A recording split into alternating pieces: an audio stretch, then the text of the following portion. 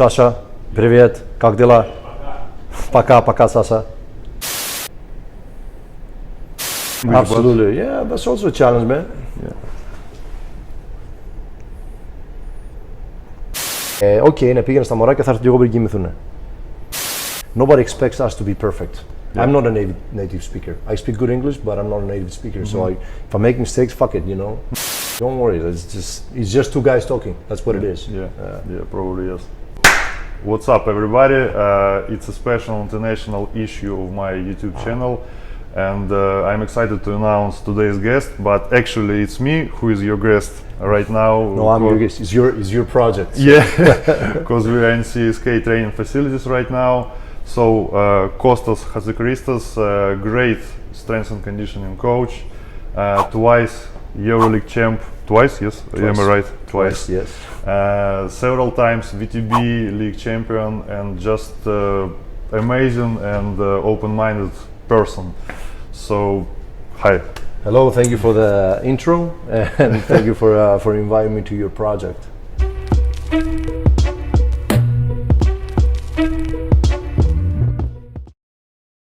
Before our meeting, I decided to divide our conversation into several parts. We can even call them chapters. Okay. And the first chapter will be about your life, about your lifestyle.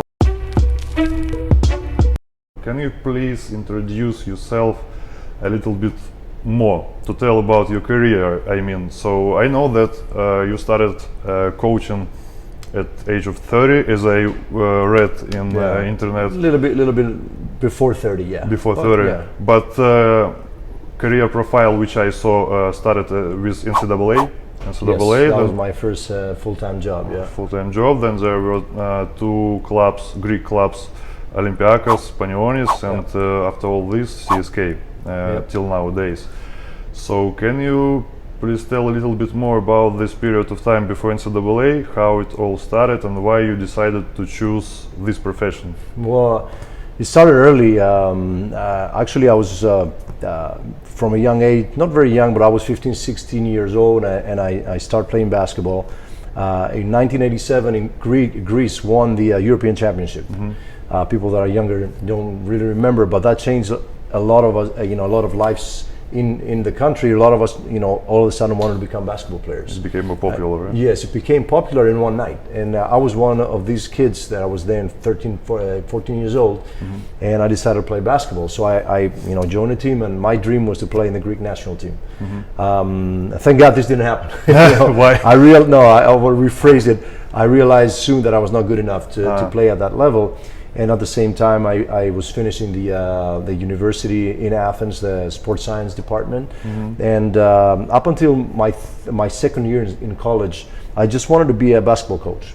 I wanted to be like Coach Itoudis or these guys, and just be a great basketball coach. I realized that I'm probably not going to be a star player, so I just kind of started thinking about the next step. And I was in an actual basketball clinic in Athens, and I was participating as part of the show team. So I was still a player. The coaches used us to show. I was the exhibition team to show their exercises and the tactics. And that seminar was Pat Riley, Don Elson, Lenny Wilkins. Big names. That was huge names, and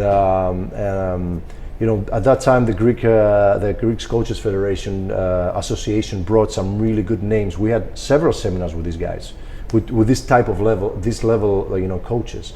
So one of them was Mark Rabo. Mark Rabo was the strength and conditioning coach at that time of the Golden State Warriors. Short, bulky guy. And first time that any of us saw what a strength and conditioning coach back in that time, we're talking about the 90s, was the fitness coach or the track and field coach that really worked with basketball players doing sprints and jumps in the the boxes and stuff like that, which was what people did. I'm not talking down to it, but first time I saw Mark Rabo, he was really impressive presenter and coach, and he got us working on the court, like strength and conditioning stuff, drills with the ball on the court, and just kind of like it just shined on me, like, this is what I want to do. I love training. I always went to the gym by myself and tried different things, not really understanding what I was doing. I was just lifting weights and playing basketball, because at that time in my league nobody lifted weights. So I loved training. I saw that and I said, hey, you know what, this is what I'm going to do. I'm going to finish the university and then go to the States and just pursue that. And I was very lucky to be a 21-year-old with a goal. And not only a goal, I had a life plan. I had a template of success. I was thinking, and little did I know it was going to be very hard, but I said, okay, well, I'm going to go to the States.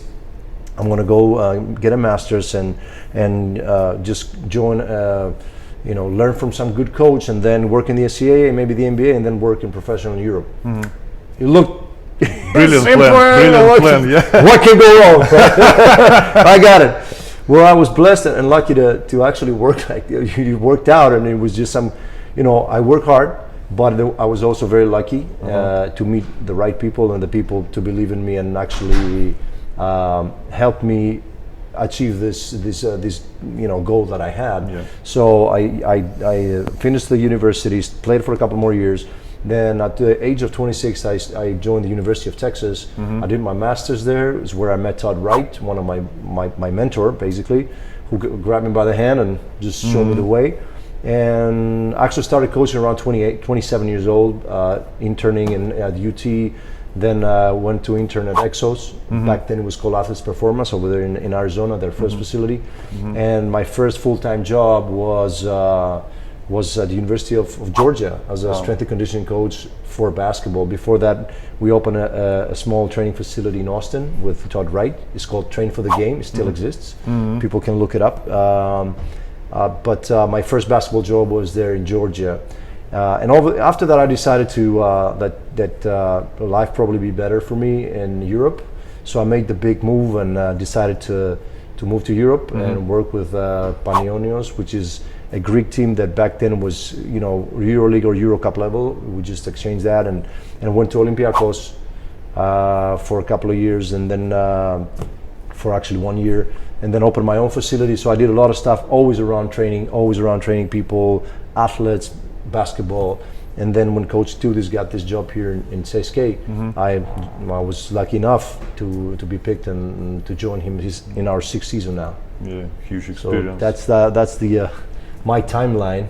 You are a successful strength and conditioning coach, no doubt. I can say this. So, and if we look back at the days when everything began, one more time we will do this. Can you name 5 mistakes which you realize now that you had, and it could be better to avoid them? Well, I can name more, but one thing that once you get out of school and once you get out of learning, I was lucky enough, like I said, to learn from some great people. Todd Wright, Mark Verstegen at the when he was still coaching at Athletes Performance, and some other great coaches, and I really learned from some great people. So coming out, I was a little bit not arrogant, but I knew the way. So in my first week of actually being responsible for a team, I was very, very sure, which is good from one point, that I had the right program, and life managed to really slap me in the face. And I had 2 injuries happening in 1 week in the weight room, because I was, weight room? Yeah, well, I was going to do single leg squats with a guy that I never asked if he had an issue. If he had this experience. Yeah. So that taught me a lesson. First of all, be humble. Always scrutinize, your athletes. It sounds like something that you should always do. And back at that time, I was okay. I got it. I know what this guy needs, but it was not like that. Listening to our athletes. The athlete is your partner. Yeah. Basically, we're not here to tell them what to do. I think this generation is way past that. I'm the coach, you're the athletes, and therefore you got to do as I say. It's a partnership. You have to communicate, and I learned how to be a better communicator with different types of personalities, different types of cultures, and that's a huge one. Always going humble. Always try to see where the athletes are coming from, what is their experience, what have they done in terms of strength and conditioning, and you might have the best idea in your head, but if they don't accept it, then you're done. Yeah. And basically, you can be the best technician in the world, all the techniques and the methods and everything, but if you cannot connect, explain what you want. Exactly. Another thing was that I learned that I need to be. I start conservative with athletes and teams, and just to get the feel of what's going on, instead of just going in and show them that, we're going to work hard. And this is another mistake that I did when I was a little bit younger, just coming in and just try to do a lot. And I learned my lesson that less is more, and simpler is better. And you just stick to the basics and execute them extremely well. And that's much better than trying to come up with this new exercise and just know your stuff.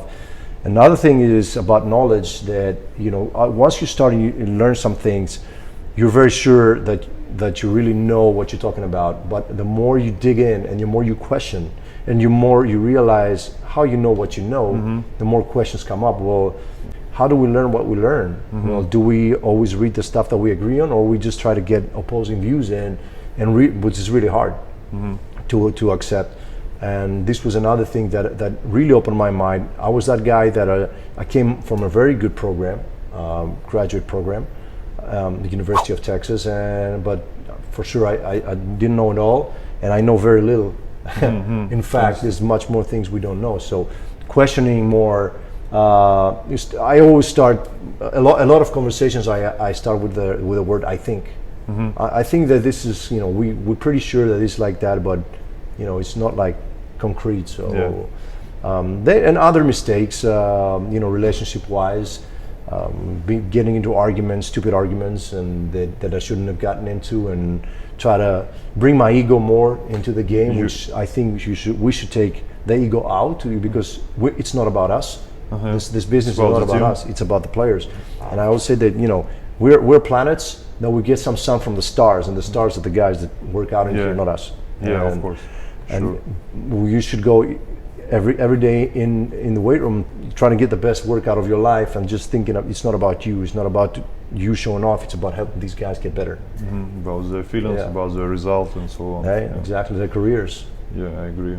As a coach, I dare say that you are in shape, and and can you please tell about your workouts? Well, it's nothing special, I was never one of these people that. One of these people it sounds bad. I should rephrase. I didn't worry too much about how I looked and what I did. I always wanted to try new techniques and execute them perfectly, so I can show them. But I can execute a hang clean with 10 kilos or 20 kilos, and it's fine. I don't have to lift. To hit weights. Yeah. So I was never big. On how I look shredded. I like to run. I like the outdoors. I do mountain climbing. I do mountain, skiing, running and lifting 4 or 5 times a week for 30 minutes. That's it. This is my workout. I try to watch what I eat. So not like crazy, but I try to stay in some kind of shape, because we have to be able to perform. B, being in high energy state. It's not the right word, but you have to be energetic. And a lot of times I come in and my colleagues, the other coach says, "What are you on? Like, we lose a game, I come the next day, so I'm energized." We're in the energy business. If we're down, and we look disappointed, we look tired, even if we are, imagine how these guys are going to respond. And then you got to look the part. For sure, you got to look the part. I'm not, physically very strong and big, but you have to look in a certain way. So nothing special. You just be active and have my routine of running and lifting. That's it. Nothing crazy. And you had the same point of view when you was 15 years ago, for example, 20 years ago? Yeah, from the first minute. I just didn't want to be fat. I wanted to look good. Was an athlete, and I liked the way I looked. But I spend most of my energy and time in learning and trying to do projects, rather than spending 2 hours in the gym and putting too much emphasis on the outside of how I look on the body, which is important. I know a lot of people are gonna disagree with me, but it's just me. I'm satisfied the way I am. In America, they made fun of me. My players made fun of me. So you got to be the smaller strength coach in the NCAA, because everybody was coming from football, looking mean. Bulky guys. I was reading my book. One guy said, one of my coworkers says, if anybody's looking for a strength coach, he'd be in the lobby of the hotel drinking loud and reading a book. So that was me. I was just like that. It's like so. But they made fun of me. They said I looked like a tennis pro. Like tennis pro. Yeah. Because in the end, our job is about brain, but not about muscles. It's great. I love people that work out. They're crazy. They do their techniques and they lift heavy and they put it on Instagram. It's all great. But it's not me. You know, I'm pretty competitive. So when I go with my friends with a mountain bike, I want to be first, and I want to be in good shape, and I want to climb the mountain. But that's it. And do you practice basketball now? Nah, not really. No. It came to a point where I loved the game and I wanted to play, and I'm competitive, and I couldn't compete with the good players. I couldn't find them to play in the beginning when I was younger because they were all playing. And then I played with my friends that were not that good, so I got bored. On our club in Vostok 65, we have such a custom like team fitness. So we, with coaching staff, usually try to work out together if we have time. Yeah. And do you have any traditions here in CSK? Not at all. No? Yeah, with coach, often I go running with coach because he's always very competitive. Yeah, so when I say, okay, tomorrow morning, because we travel a lot, and in every place we go, I enjoy going outside and run if the weather is fine. And I always tell coach, hey, tomorrow I'm going running. Oh, I'm coming. So he wants to always come, and that's the only thing. We don't have any kind of tradition like that. It's too, coaches are too busy. Everybody has their own problems. We got families. It's a great tradition if you can manage it, but we don't have that. Now I think that we can start with second chapter. Let's talk about trends, a little bit trends. I mean that. What do you think about overuse of unstable platforms like Bosso, about overuse of mini bands and something like this? Because in my opinion, lots of coaches now concentrate mostly on prehab, not just on improving some physical qualities. Sure. And more than that, if you speak about unstable platforms, we should bear in mind that we don't play basketball on unstable surface. So what do you think about this? Does it have sense? Well, you said it yourself. You know, the word overuse. Yeah, it's probably not a good thing. When you do something too much, it's probably not a good thing. Maybe it is in some cases, but it's probably not.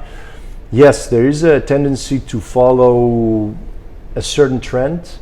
Prehab, as it was called, and I first heard that word back into the 2000s as a means of preparing yourself to get into the workout instead of just running around and go squat, and then just try to pay attention a little bit to detail and how the joints, the individual joints work, or what the muscles are doing, or if some muscles are not fully activated with one move, let's say squatting, and you wanna just hit it in a different angle. Yes, there is an overuse of unstable surfaces. People think that, that's for some reason better than lifting on a stable surface. Obviously, you can't load enough on the unstable surface. Second, on a healthy athlete, there's so much benefit you can get on proprioception and balance. I cannot think any other reason that you use an unstable surface. There is research that says that you activate some more muscle, muscle fibers, but in any event, you have to know your method, your tools. So we got a lot of tools in this weight room. You have to know why you use each one and what is its use. Definitely, your workout is not the band slides or your external rotations and your posture balances. This can be 5-10 minutes of your. We use it. My philosophy, we use it as a preparation to get into the workout. You have to design that, and let's say you have athletes that have certain limitations and certain problems. So you really realize somebody has some hip mobility issues, or even side to side, unilateral issues, or some muscles are inhibited. Let's say that word is not exactly correct, but and then for that particular athlete, you design the particular pre-workout.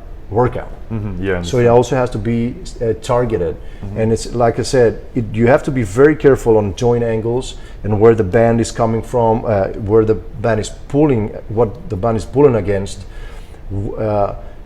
Detail is what matters, especially in these prehab exercises, because if you don't put the limb in the right position, or if you don't put the band in the right position, then you just fall doing the movement, and it looks good. But if your foot is not externally rotated and straight, and or let's say on the band slides, if you're too low, you're working your quads instead of your hip abductors, which is this is the actual point. if we're talking about basketball, if we're talking about performance sports, you have to go in and give the body some kind of stimulus, some kind of overload, and that cannot be body weight TRX single leg squats. You have to load the bars, the dumbbells, wherever you think it's appropriate. There's many ways to do the same thing according to what athlete you have. But yeah, definitely, people go to seminars, people go to workshops, they come back with a bag of ideas, and they just apply to everything. It's that man's law that says, if the only tool you have is a hammer, everything looks like a nail. So I learned this, so I'm going to apply it, and that's it. Even that prehab, there's a set of exercises that now, last 5-6 years, everybody does. It's the internet, is the workshops, is the the trendsetters. But you have to go one step beyond that. The people that created that, they created a set of exercise that is pretty much good for everyone.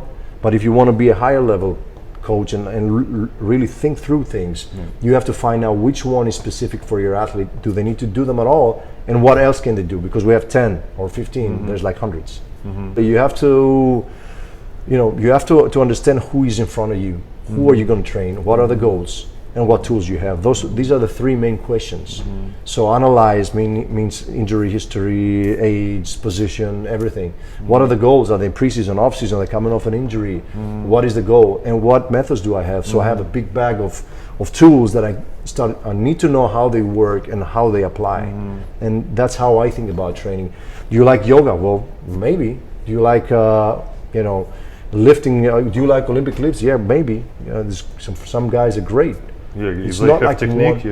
What technique, age, purpose, it's a whole bunch of questions you have to answer. And that's another thing, that a lot of people come in the weight room or in the training room with a preconceived idea of what fits you. So you go for Pilates, you're going to do Pilates. But what if you need, like some different type of strengthening? What if you need sprints to feel better? What if you need long distance running to feel better? No, I'm doing Pilates. Pilates is good for you. Yep, that's because that's the only thing you can do. As a trainer. I was trained to do all this vertical core stuff with Todd Wright. It's great, but it's not the only thing. When people talk about strength and conditioning, they usually divide the process into several parts. For example, the first one is some kind of injury prevention. I know that you hate this word combination because it's... I don't hate it, but it's not accurate. Not accurate. So am I. I have the same opinion. So first, for example, injury prevention and all this stuff about it. Second part is specific work. I mean conditioning, agility, some speed stuff, and so on. And the third is strength work. So if we won't count injury prevention, because we talked a little bit about it before, if we just speak about strength and specific conditioning and so on, which dosages of these types of work you think are okay? For example, specific work for basketball team is like 70% of the whole process. It's just like imagination. And what do you think? The way I look at it, I think you stated correctly. Let's talk about the injury prevention. I talk about the preparation work specific to the individual. It can lead to injury prevention because, let's talk a little bit about this. What kind of injuries are we trying to prevent? Injury prevention. What are we trying to prevent? Nobody knows. Well, generally, muscle tears, or ACLs, or ankle sprains, or chronic back pain, low back pain. What are we trying to prevent? This is a general. I understand. Like I always, let's do that for injury prevention. Well, what kind of injury prevention do you want to do? Why are they injured? That means that you know why the injuries are caused, and we don't really know exactly why. We understand a lot more than we did. But maybe it's an unstable joint, maybe it's an overloaded joint, maybe there's some imbalance, maybe there's just luck, so you get lost. So doing band slides and bridges, it's a good preparation, but general, but you know what, the real prevention work is after. Are you sprinting? Are you jumping? Do you know how to sprint correctly and stop correctly? Do you know how to jump and land? And are you getting stronger in a way that is not going to overload you or damage your joints? That's injury prevention. Do you monitor your athletes every day? Not with only with the GPS. Do you touch? Do you feel that joint? Do you try to understand what's wrong with the athlete day after day? Because every day people go in there and have a practice or a game. The state of the physiological state is not the same as it was the day before. It can change. So we talk about injury prevention is a whole different discussion, but start with some low load preparation work. Yes, you can be targeted to some limitations. Then definitely, I think a rounded general strength and conditioning program from basketball should involve jumping. So it should be start with some movement, explosive training, jumping, changes of direction, a whole bunch of stuff you can do. They're multilinear. You can divide it with agility of linear speed, and I'll get into that.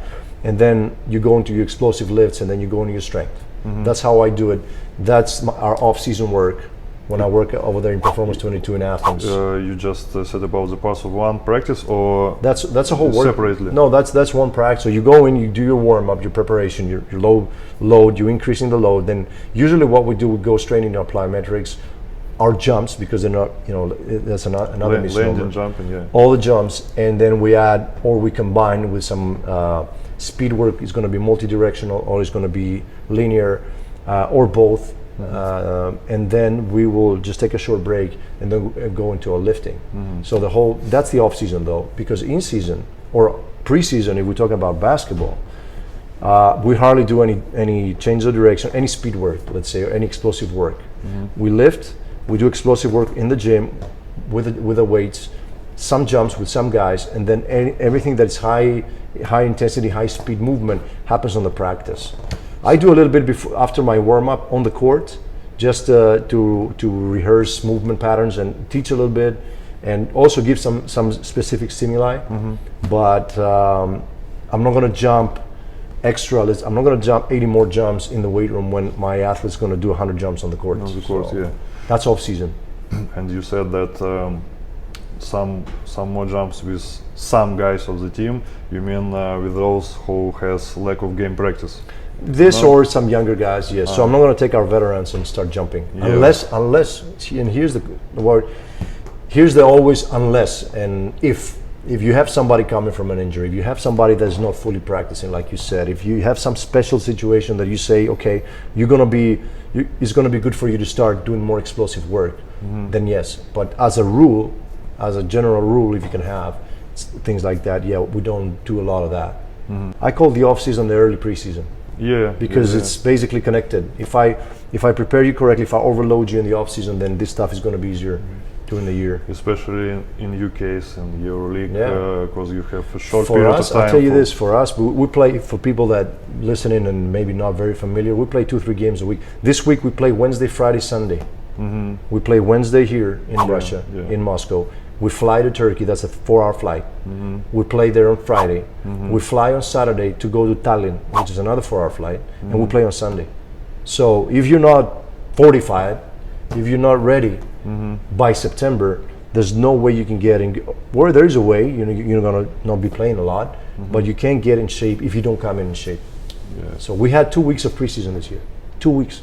If you don't come ready, you're done. And we had people that didn't come ready, and it took them 2 months just to get in playing shape. It cost us. One of maybe the second best league in the world. That's pretty. That's pretty. You got to be pretty good. You can't come 50% and then go compete with these guys. You're out. There are other situations, other leagues. I worked in many different levels as projects, and I competed in a lower level league when I was playing. But you can do it because you got 8 weeks of preseason, then you got 1 game a week, and you got practice, and then you get into shape. Still, you'll be in trouble. But here, we started with it's games, no practice. You have an injured person, and you want to, kind of put him back in the team, and there's just no practices. And just he's going to stay out another week because we don't have practice to practice and then play. So it's serious. I understand. Or it's even better to say that I don't understand how difficult it is to work in your schedule. It is a challenge, and that's why now with the league changed the format, and then a lot of teams are starting to adjust. You got within a team of 15 people, you have sub teams. You have teams of people that don't play a lot, of young guys, of veterans, and of injured people. Now you need at least one more strength coach, and most people are hiring another strength coach. So 2, and it's going to be if the EuroLeague keeps evolving and more teams come in and more demands and more professionalism, then there's going to be more people working. one person cannot do it, for sure. 2 is stretching it. 3 is going to be enough, but this is down the road. We're lucky to have 2.